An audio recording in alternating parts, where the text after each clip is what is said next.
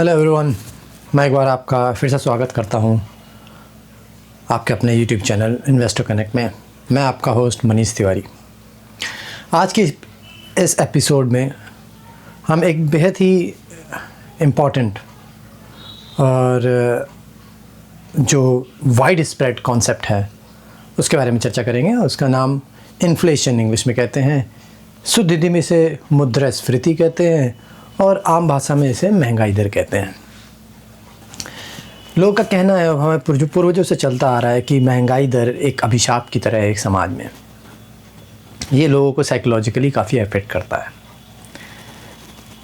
Inflation एक ऐसी चीज़ है जो आम धारणा में नेगेटिव कोनोटेशन रखती है, मतलब कि हमें उसे, जब इन्फ्लेशन की बात आती है या महंगाई दर की बात आती है या मुद्रास्फीति की बात आती है तो हम लोगों को एक नेगेटिव वाइब्स आते हैं। हालांकि किसी भी ग्रोइंग इकोनॉमी के लिए इन्फ्लेशन एक बहुत अहम पार्ट रोल प्ले करता है, लेकिन फिर भी ओवरऑल पिक्चर में जब भी इन्फ्लेशन की बात आती है तो एक नेगेटिव वाइब प्रोड्यूस होती है। यही वजह है। और हाँ, ये भी छुपा नहीं है कि इन्फ्लेशन जब अपनी रफ्तार तेज़ कर लेता है या एक लिमिट से आगे बढ़ जाता है या फिर वो बेकाबू घोड़े की तरह अपना लिमिट छोड़ के तेज़ रफ्तार में बढ़ रहा होता है, तो किसी भी इकोनॉमी को, किसी भी इंडिविजुअल को वो ब्रोक कर देता है पूरी तरह।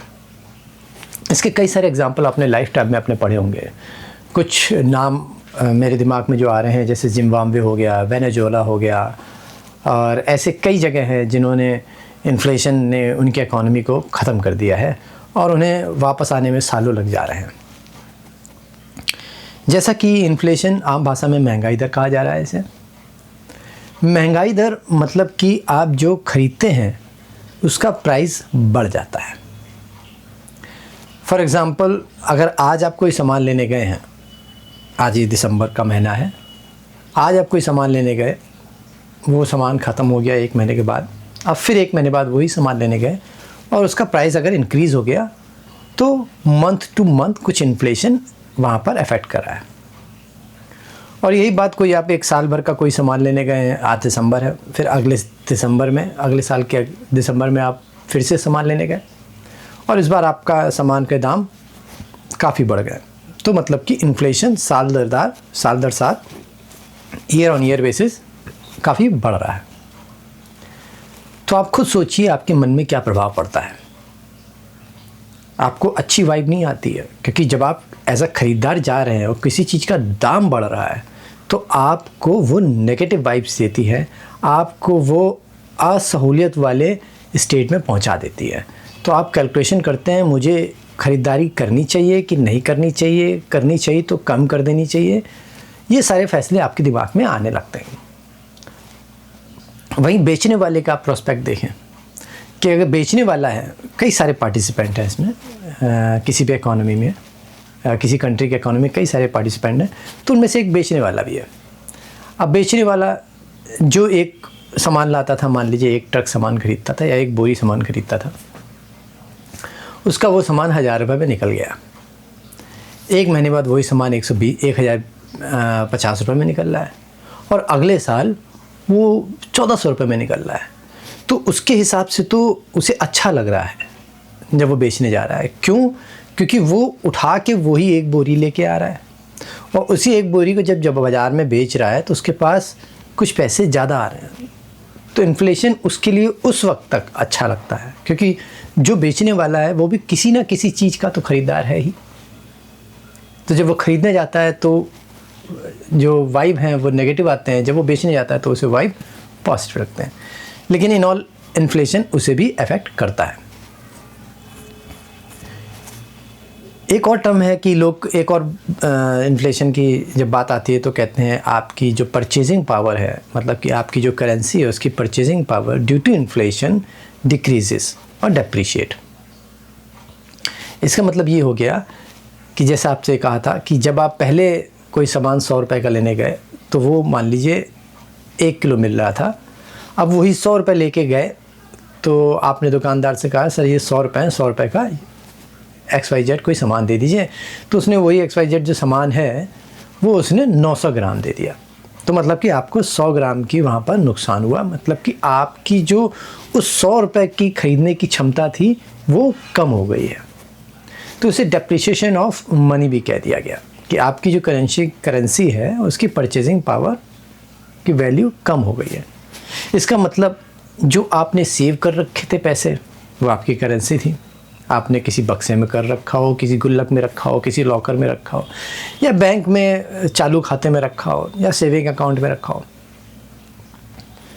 तो जो पैसा आपका है अगर इन्फ्लेशन अपने रफ्तार से तेज़ भाग रहा है तो आपके वो पैसे की रखे हुए पैसे की कीमत समय दर समय कम होती जा रही है, क्योंकि जब आप निकाल के वो सामान लेने जाएंगे वो सामान उस पैसे में कम मिलेगा। मतलब कि फॉर एग्ज़ाम्पल आपके अकाउंट में लाख रुपए हैं और आज जो आप लाख रुपए का ख़रीद सकते हैं, जैसे आप चावल लेने गए, आप एक व्यापारी हैं, चावल लेने गए, आपने 1 लाख रुपए का चावल ख़रीदा, कुछ आपको मान लीजिए कुछ टन चावल मिला, लेकिन वही आप 6 महीने बाद गए तो वही लाख रुपए लेके गए जो आपके अकाउंट में या लॉकर में रखे हुए थे, लेकिन इस बार आपको चावल कम मिले। तो मतलब कि आपके वही लाख रुपए जो आपके पास रखे हुए थे उसकी कीमत कम हो गई। तो जो सेव करने वाले लोग हैं उनको बड़ा नुकसान हो जाता है भाई इन्फ्लेशन से। तो आपकी वेल्थ की जो एज अ करेंसी आपकी जो वेल्थ आपके पास रखी हुई है उसकी भी कीमत कम होती जाती है। तो ये भी एक नेगेटिव वाइब देता है, लोग अपने आप को थोड़ा गरीब महसूस करते हैं। अक्सर ये देखा गया है कि इन्फ्लेशन के साथ साथ आम जो एवरेज जो सैलरी होती है वो लोगों की नहीं बढ़ती है, तो उनका जो बजट है वो इन्फ्लेशन की वजह से बिगड़ने लगता है, महंगाई दर की वजह से बिगड़ने लगता है, तो उनमें भी नेगेटिव वाइब्स आते हैं। और इन सबके समस्याओं का जो वजह है वो सब लोग, ज़्यादातर लोग उस समय की सरकार या उस समय की इकोनॉमिक परिस्थितियाँ या उस समय के मौसम या कई अन्य कारणों पर देते हैं। तो इन कारणों से बचने के लिए ही सरकार काफ़ी प्रिकॉशन लेती है कि महंगाई जो दर है वो उनके हाथ से ऐसे ना छूट जाए कि समाज में उनकी एक नेगेटिव इमेज बन जाए और अगला चुनाव वो हार जाए। ऐसी कई सरकारें हुई हैं जो महंगाई की वजह से चुनाव हार चुकी हैं। इसलिए बहुत समय पहले, कई साल पहले, हर एक सरकार ने, हर एक देश की सरकारों ने एक अपना एक सेंट्रल बैंक की स्थापना की। जैसे कि अमेरिका का अपना फेडरल रिज़र्व बैंक है, EU का जो यूरोपियन यूनियन है उसका अपना एक सेंट्रल बैंक है, यूरोपियन सेंट्रल बैंक। भारत में अपना रिज़र्व बैंक ऑफ इंडिया है, जिसका जो मेन पर्पस है वो इस इन्फ्लेशन को कंट्रोल करके रखना है। मतलब ये इन्फ्लेशन को वो एक लिमिट से ऊपर नहीं जाने देना चाहते हैं, क्योंकि वो समाज में आम लोगों पे असर डालता है और उसमें अछूता कोई नहीं रहता समाज में। लेकिन इन्फ्लेशन किसी भी कंट्री के लिए थोड़ा बहुत इन्फ्लेशन फ़ायदेमंद है।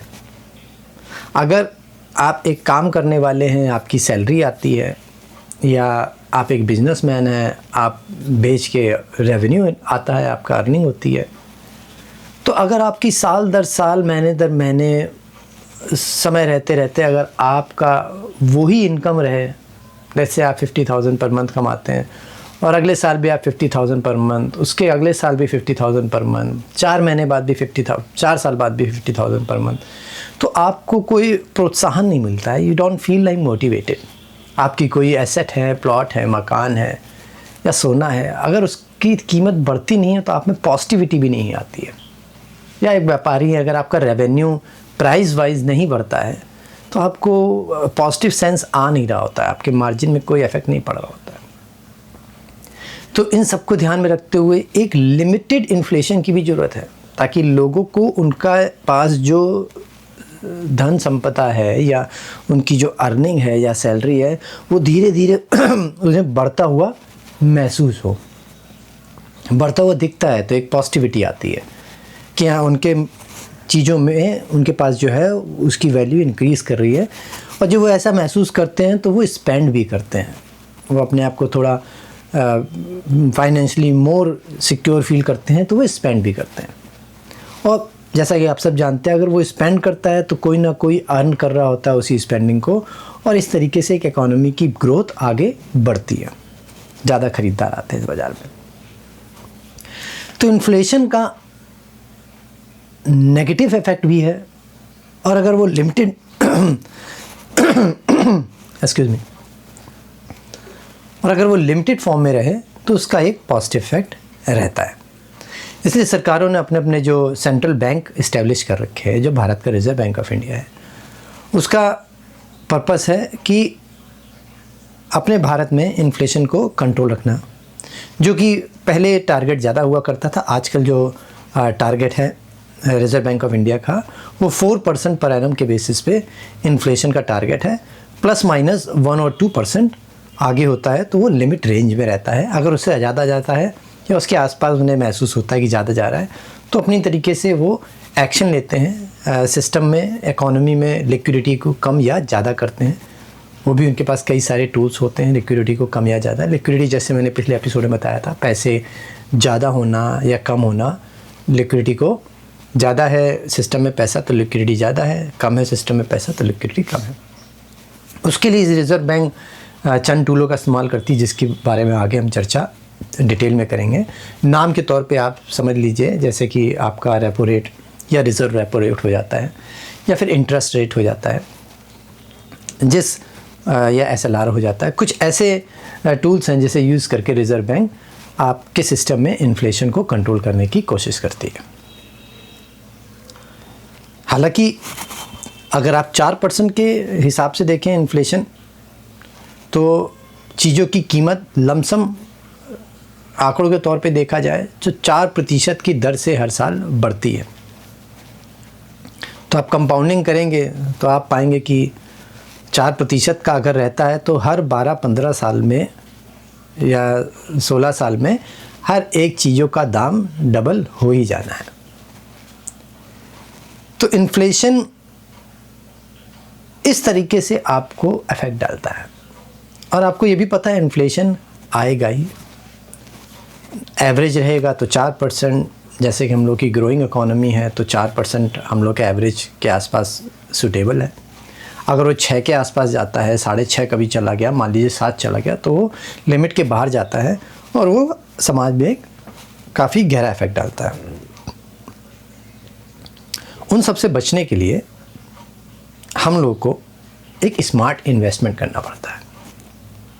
आपको अपना पैसा तिजोरी में या गद्दे के नीचे या कहीं और छुपा के रखने की या बचा के रखने की ज़रूरत की जगह आप उसे इन्वेस्ट कर सकते हो। या आपके सेविंग अकाउंट में जो पैसा होता है तो पर एनम वो 3% के आसपास इंटरेस्ट पे करते हैं, जो कि इन्फ्लेशन से कम है, तो आपके पैसे की वैल्यू नेगेटिव जा रही होती है।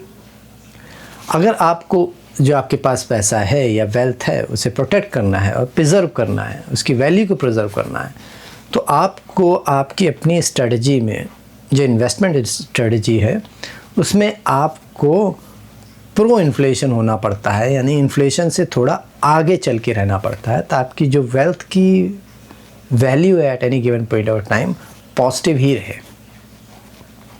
उसके कई सारे इन्वेस्टमेंट आते हैं जिसकी चर्चा हम आने वाले कई सारे वीडियो में भी करते जाएंगे। बहरहाल अभी शुरुआती दिन है, उसमें हम लोग कुछ बेसिक टर्म्स की बात करते हैं, बेसिक इन्फॉर्मेशन, टर्मिनोलॉजी, जिन टर्मिनोलॉजी को हम आगे चल के यूज़ करेंगे। तो जो इस वीडियो को देख रहे हैं या सुन रहे हैं उन टर्मिनोलॉजी को वो अवेयर हो जाएंगे, तो उन्हें समझना बेहतर होगा। कोई भी चीज़ कहीं भी पढ़ेंगे या सुनेंगे तो उसके लिए वो बेहतर हो जाएगा। इन्फ्लेशन ही एक ऐसी चीज़ है जिसकी वजह से हम सबको एक इन्वेस्टर बनना ही होगा। जितने भी भारतीय हैं या वर्ल्ड ओवर में जितने भी लोग हैं जो अपनी वेल्थ प्रिजर्व करना चाहते हैं, जो अपनी करेंसी की वैल्यू प्रोटेक्ट रखना चाहते हैं, उन्हें एक अच्छा इन्वेस्टर बनना ही होगा, ताकि वो इन्फ्लेशन के जो हानिकारक प्रभाव हैं, जो नेगेटिव इफ़ेक्ट्स हैं, उनसे अपने आप को प्रोटेक्ट कर सकें। इन्फ्लेशन आज है, कल भी रहेगा, हमेशा रहेगा भारत में, अगले 15-20 साल तक तो वो कहीं नहीं जा रहा। तो हमें उससे अपने आप को बचा के रखना होगा। कुछ लोग जो वीडियो देख रहे होंगे उनके मन में अगर आता है बाकी देशों में क्या होता है, तो अमेरिका में जो एवरेज इन्फ्लेशन टारगेट है वो 2-2.5% के आसपास रहता है। वो उनका टारगेट रहता है, मतलब कि इससे ऊपर नहीं जाना चाहिए। यूरोपियन यूनियन में भी इसी के आसपास रहता है। जितनी भी डेवलप्ड कंट्रीज़ हैं उनमें इन्फ्लेशन का रेंज 2 के आसपास ही रहता है। जापान एक एक्सेप्शनल कंट्री रही है जो पिछले 30 साल से उसमें इन्फ्लेशन नहीं रहा है। वो कई मायनों में डिफ्लेशनरी सिचुएशन में रहा है। वो डेवलप्ड कंट्री है, लेकिन इन्फ्लेशन ना होने की वजह से वहाँ की वैल्यू उस कंट्री के अंदर की चीज़ों की वैल्यू अप्रिशिएट नहीं करती है, तो उसका एक नेगेटिव इफ़ेक्ट हल्का सा पड़ता है। ग्रोथ का एहसास नहीं होता है, ग्रोथ नहीं मिल पाती है। तो जापान की अपनी एक अलग स्टोरी है।